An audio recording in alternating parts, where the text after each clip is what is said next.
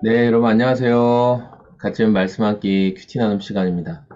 오늘 말씀은 사무엘하 22장 26절에서 51절까지 말씀입니다. 사무엘하 22장은 시편 18편에 나오는 내용, 다윗의 찬양 고백이 계속 연결되어서 등장하고 있는데요. 오늘은 어제 말씀과 이어서 하나님의 신실하신 성품, 다윗이 인생의 말년에 자기 삶을 돌아보면서 하나님의 신실하시고 또 선하신 성품들, 자신의 삶을 지금까지 인도하신 하나님이 어떤 분이신가에 대해서 말하고 있습니다.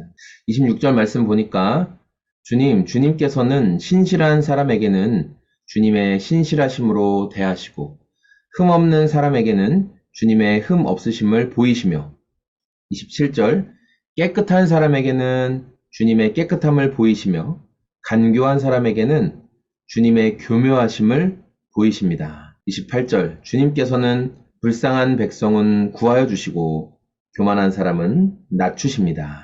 다윗이 삶을 통틀어 인생의 마지막 부분에서 과연 하나님은 어떤 분이신가, 내가 경험하고 지금까지 나를 인도하신 하나님은 어떤 분이신가 라고 고백할 때 하나님은 심판관이 되어 주셔서 옳고 그름을 분명하게 판단하시고 하나님 그런 분이시죠. 그리고 어떤 사람이 간교하게 주님을 속이려고 해도 오히려 그렇게 하나님을 속이려고 했던 사람이 자기 꾀에 더 크게 어려움을 겪게 되는 것을 다윗은 고백하고 있습니다.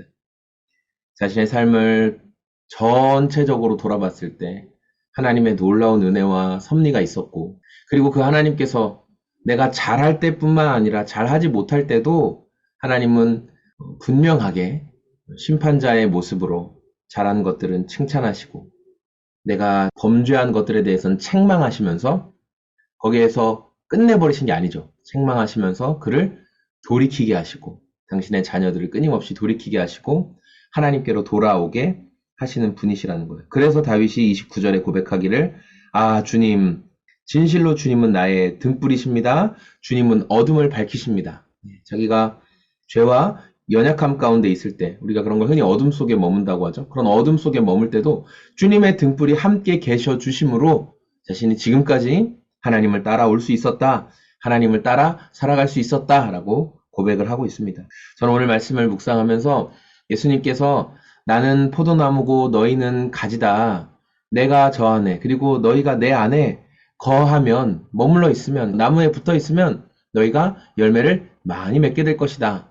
나를 떠나서는 너희가 어떠한 열매도 맺을 수가 없다라고 말씀하신 그 내용이 떠올랐어요. 우리가 빛 되신 주님과 함께 머물러 살아가는 것을, 그리고 오늘을 살아가면서도 주님, 내 삶에 온통 어둠뿐인 것 같고 내 삶에 온통 절망뿐인 것 같을 때 우리가 다윗이 고백했던 것처럼 하나님의 성품을 찬양해야 되겠어요. 하나님께서 행하신 것들, 하나님의 영원하심, 하나님의 위대하심, 하나님이 그에게 선을 베풀어 주신 여러 가지 것들을 우리가 찬양해야겠어요.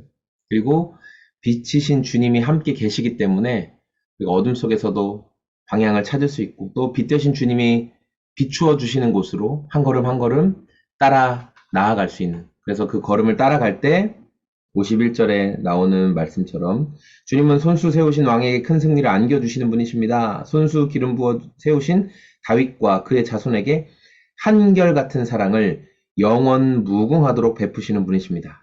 주님이 한결같은 사랑을 영원 무궁토록 베푸시는 것을 하나님의 자녀된 우리가 경험하길 원합니다. 주님, 나의 삶에 주님의 한결같은 사랑을 잠깐 동안 일시적으로 베푸시는 게 아니라 영원히 베푸시는 것을 제가 경험하며 누리며 그렇게 살아가길 원합니다. 오늘도 그렇게 주님의 빛 되신 성품이 우리 각자의 삶에 나타나기를, 드러나기를 소망하는 하루가 되시길 소망합니다.